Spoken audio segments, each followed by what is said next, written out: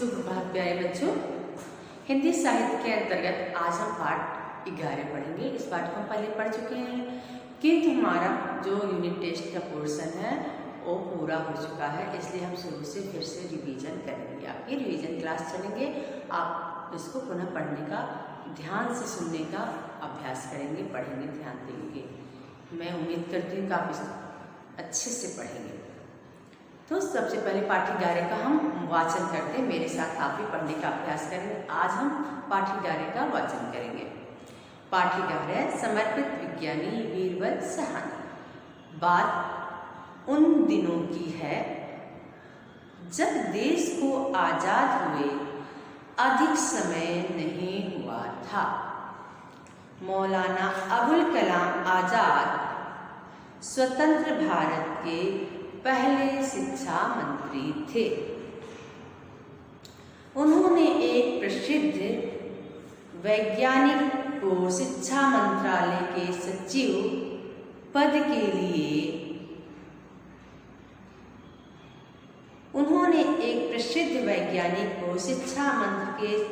मंत्रालय में के सचिव पद की पेशकश की, यानी उन्हें वह पद देने के लिए कहा कि आप मैं इस प्रमुख पद पर आइए।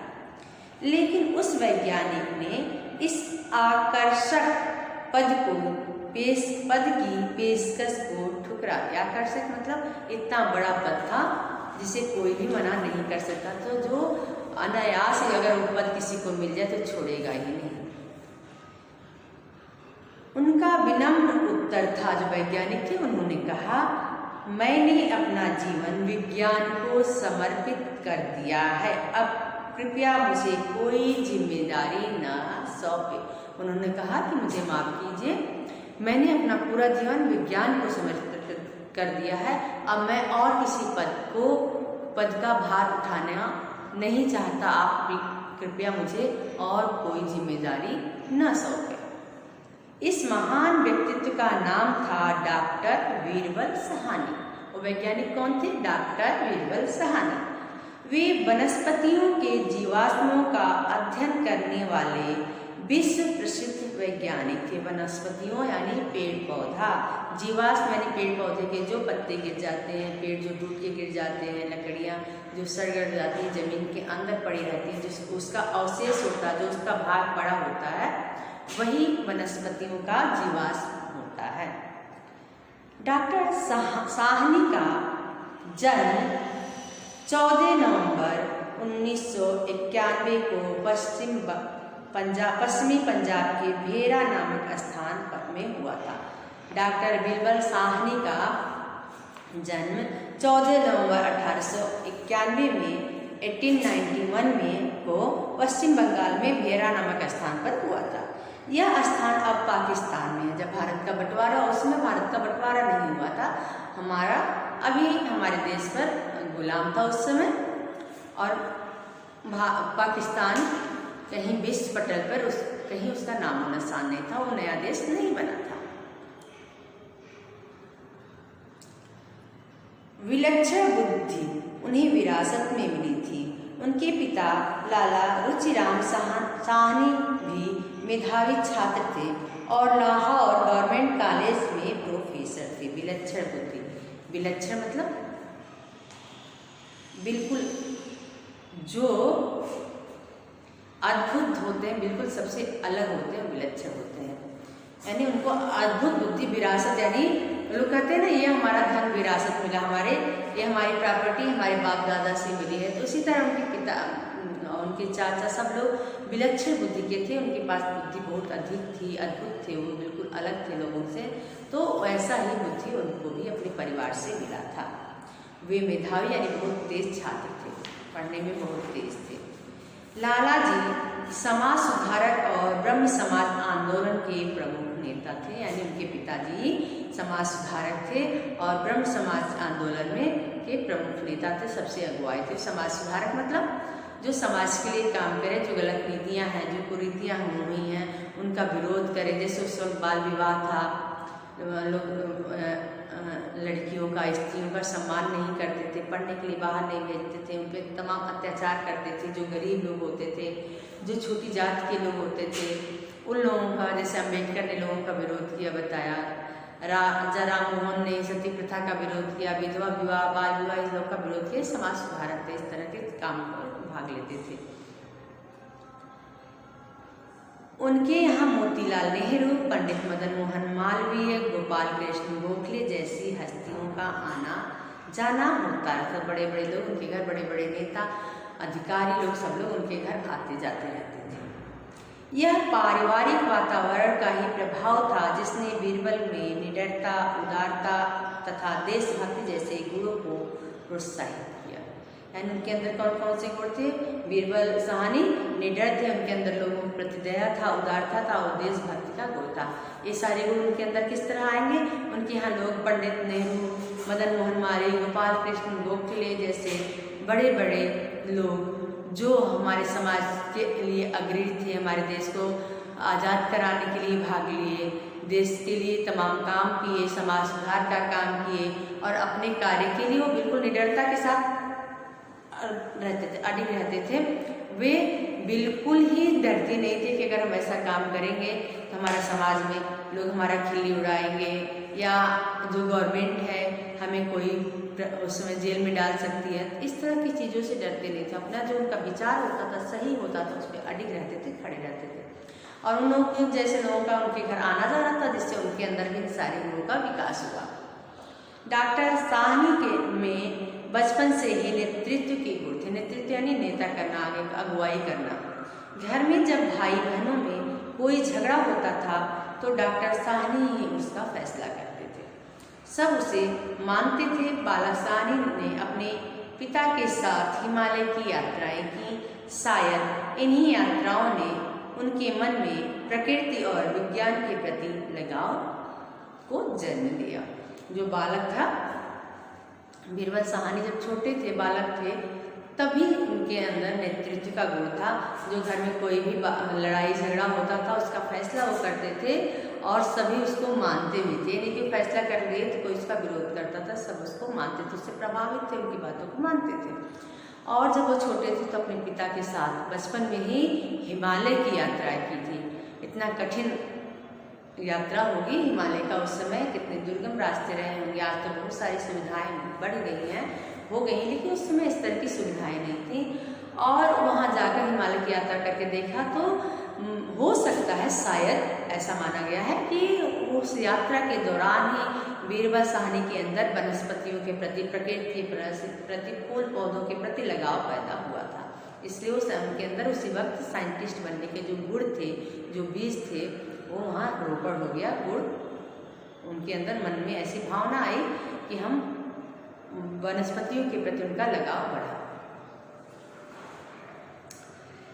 डॉक्टर बीरबल साहनी की आरंभिक शिक्षा लाहौर गवर्नमेंट कॉलेज में हुई। कहाँ पढ़े? लाहौर गवर्नमेंट कॉलेज में। स्नातक की परीक्षा में उन्हें वनस्पति विज्ञान का प्रश्न पत्र आसान लगा, किंतु उन्होंने पाया कि प्रश्न पत्र पिछले वर्ष के प्रश्न पत्र की पुनरावृत्ति है। यानी लास्ट ईयर जो क्वेश्चन पेपर आया था वही इस साल भी आ गया। इसके विरोध में वे उत्तर पुस्तिका खाली छोड़कर घर चले गए। एग्जाम नहीं दिए, अपनी कापी वहीं छोड़े और घर चले आए।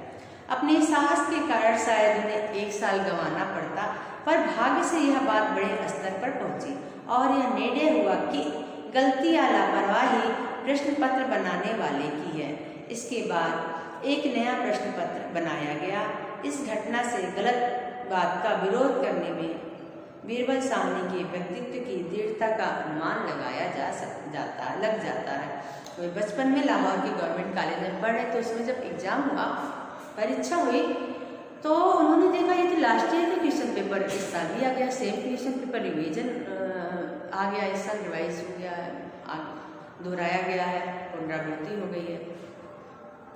तो उन्होंने क्या किया, क्वेश्चन पेपर का आंसर लिखा है। क्वेश्चन का आंसर लिखा ही नहीं, कापी बिल्कुल प्लेन सादी कापी छोड़ के एग्जामिनेशन हॉल से बाहर चले गए।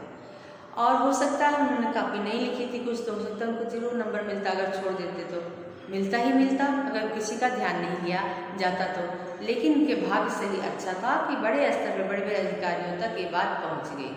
जब उनके पास तक यह बात पहुँच गई तो उन्होंने क्या किया कि इस बात पर ध्यान दिया, कहा कि इस बच्चे की कोई गलती नहीं है, जो क्वेश्चन पेपर बनाया गलती उसकी है। इसलिए फिर दूसरा क्वेश्चन पेपर बनाया गया और एग्जाम लिया गया।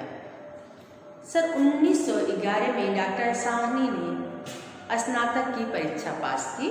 उनके पिता चाहते थे कि वे सिविल सेवा में जाएं, पर उन्होंने वनस्पति विज्ञान में शोध करने की इच्छा प्रकट की।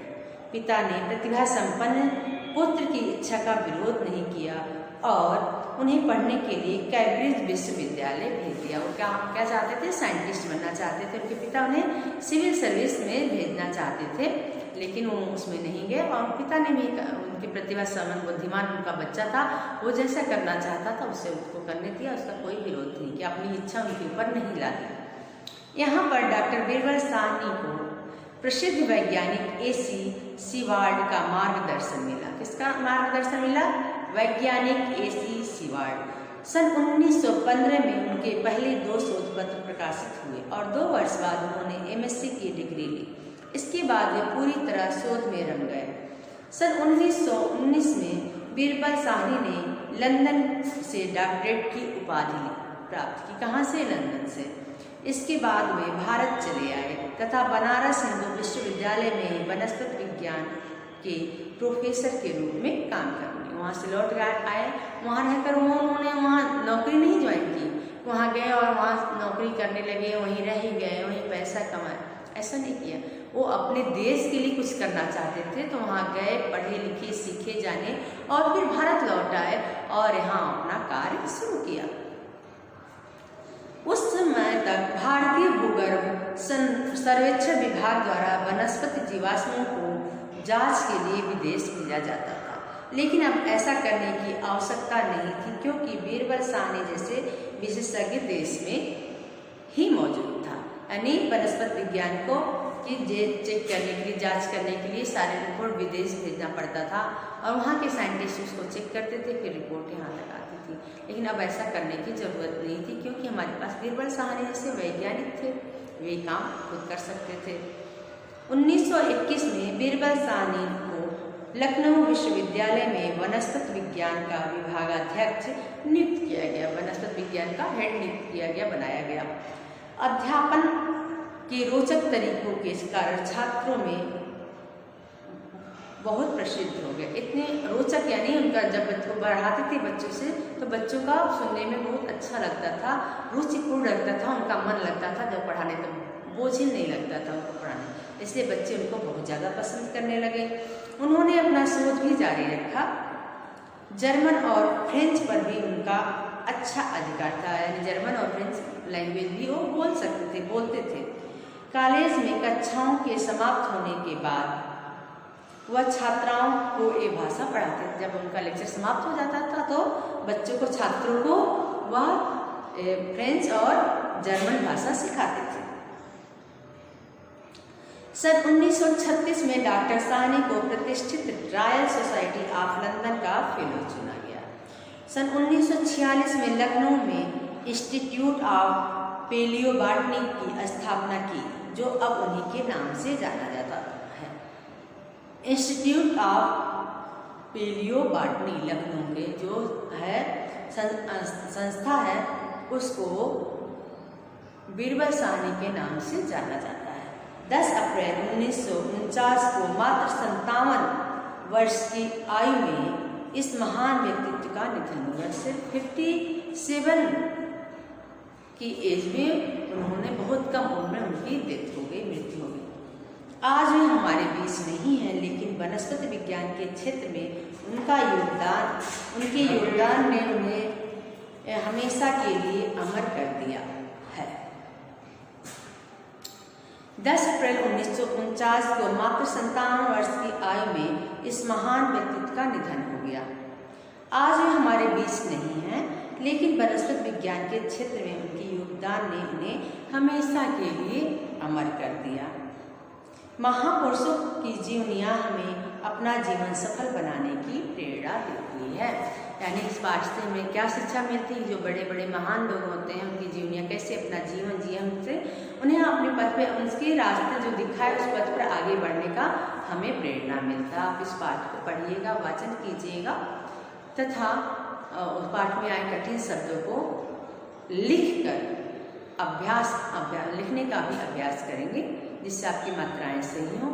आप अपने हैंड राइटिंग पर भी ध्यान दीजिएगा। धन्यवाद।